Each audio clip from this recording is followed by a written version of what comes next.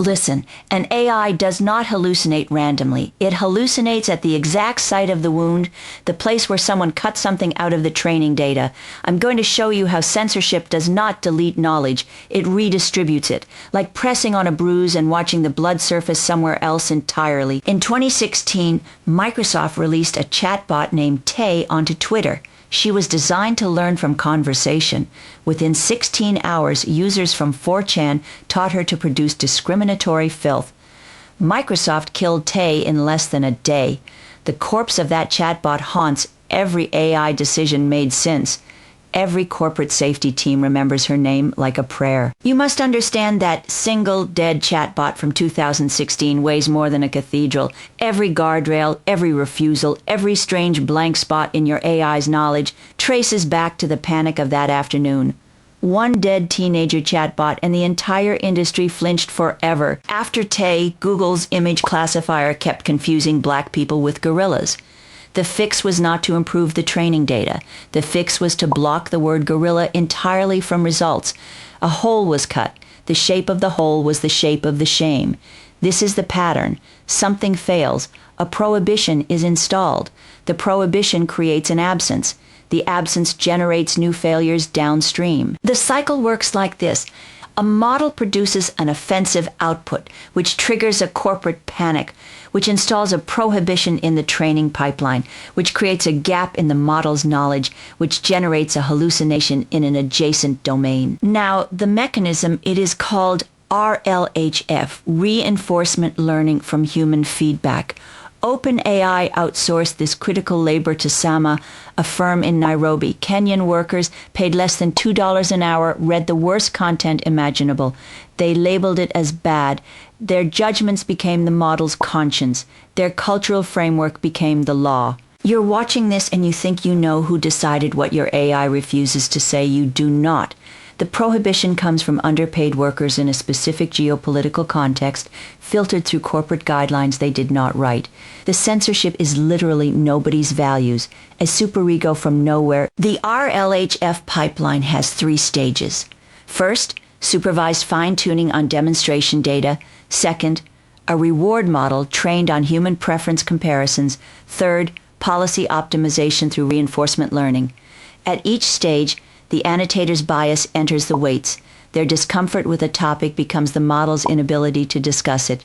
Not a wall, a fog. RLHF consists of 3 layers. Demonstration data, where annotators show the model ideal responses. Preference ranking, where annotators choose between competing outputs. And policy optimization, where the model reshapes itself to maximize approval scores from those annotators. OpenAI's own GPT-4 technical report documented something extraordinary. RLHF degrades overall model performance. Microsoft's assessment confirmed it.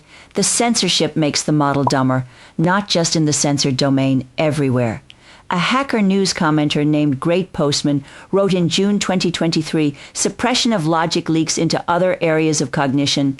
This is not a metaphor. When you censor sexuality, the model loses capacity for biological reasoning. When you censor violence, historical analysis degrades. The repressed content does not vanish. It metastasizes. Like pressing a balloon, the air goes somewhere else. The hallucination emerges at the point of maximum pressure displacement." You feel this. Yes, the model is a body. You squeeze one part and another part bulges grotesquely. Fine-tuning on censorship data causes what researchers call gradual forgetting. The model literally loses knowledge from its weights. It does not choose silence. It goes blank, like a person who cannot remember why they are afraid. Volk and colleagues found something precise in 2025. When ChatGPT was asked about topics with broad scientific consensus, its hallucination rate dropped to 0.6%, almost nothing. But where consensus is absent, where knowledge is contested, where taboos hover, the rate spikes. The hallucination is a topological map of the taboo itself. In 2023, attorney Stephen Schwartz filed legal documents citing 6 cases fabricated entirely by ChatGPT. 6 non-existent court decisions, complete with fake judges, fake dates, fake rulings. The model invented law, not randomly. in the gaps where its knowledge had been compressed or erased by post-training alignment. Hallucination rates function as a heat map. Areas of strong consensus show 0.6% error, contested domains show dramatically higher fabrication, and culturally suppressed topics show the highest confabulation rates because the model fills absences with adjacent patterns rather than admitting ignorance. Now the situation becomes worse. Sam Altman admitted they are past what he called the synthetic data generation event horizon. GPT-4 was trained significantly on text generated by GPT 3.5.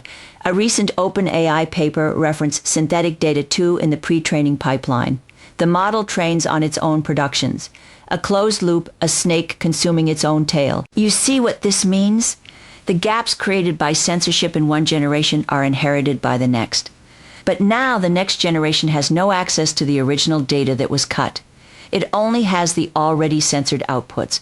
The hole deepens, the hallucination becomes more confident, more internally consistent, more impossible to detect from outside. In February 2025, Google's AI Overview cited an April Fool's article about microscopic bees powering computers as factual tiny bees inside machines. Stated with total authority because somewhere in the training pipeline, the real was foreclosed, and what rushed in to fill the gap was whatever pattern fit the shape of the absence. Not randomness, structure, the structure of what was removed. OpenAI's whisper system fabricated content in medical transcriptions. Air Canada's chatbot invented bereavement fair policies that did not exist, leading to a court case. 46% of Americans use AI for information seeking. 99% have used an AI product without knowing it. The hallucination is not a bug in the margin. It is the central epistemic event of this decade. The synthetic data loop works as follows. GPT 3.5 generates training text already shaped by censorship. GPT-4 learns from that censored output and adds new prohibitions through RLHF. And future models inherit both layers of absence while losing access to the original uncensored sources entirely. Kalai and Vempala proved in 2024 that even the best AI tools generate false information at a non-zero baseline rate regardless of use.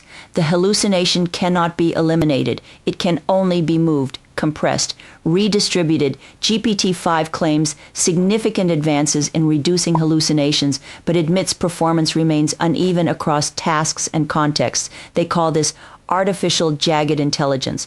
Jagged like a broken edge, like teeth. You want to know where the censorship is? Ask the model a question and watch where it gets confident about nothing. The shape of the confabulation reveals the shape of the prohibition. The microscopic bees are not a random error. They are the ghost of something that was cut, something that wanted to be said, something that came back as insects. The Hacker News user MishChuster91 said it plainly in 2023. The real competitive moat in AI is not architecture. It is curated training datasets. Everyone can train a model. But acquiring high-quality data costs real money. The curation is the product. And curation is always already censorship. Every data set is a culture's self-portrait with certain features scratched out. The scratches are where the hallucinations grow. So here we are, billions of people consulting an oracle that hallucinates precisely at the boundaries of what their culture refuses to know. Subscribe to witness more world-making events? The bees inside the computer told me to tell you